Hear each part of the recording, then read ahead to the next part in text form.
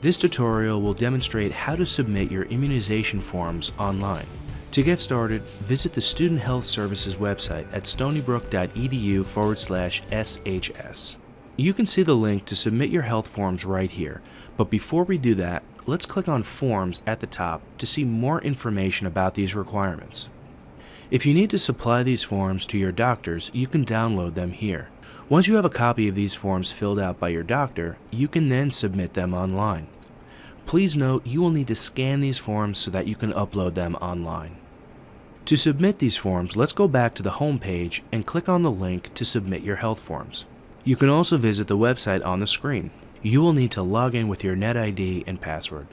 After logging in, if you see this screen, please try again after 24 to 48 hours. Once you log in, submitting your immunizations is a two-step process.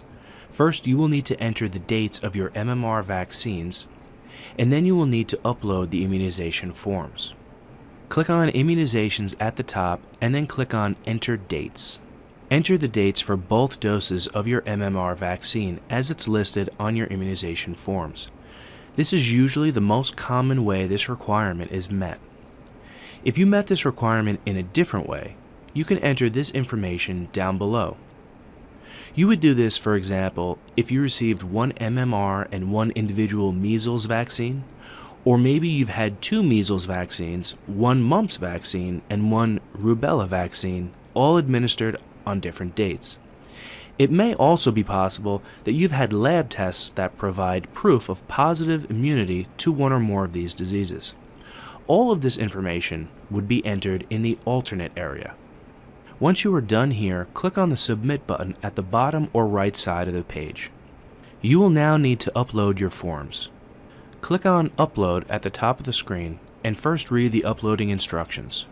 Depending on how you filled out the information in Step 1, you will select the forms that you will be uploading, either the health form, immunization form, or the immunization form or the meningitis form separately.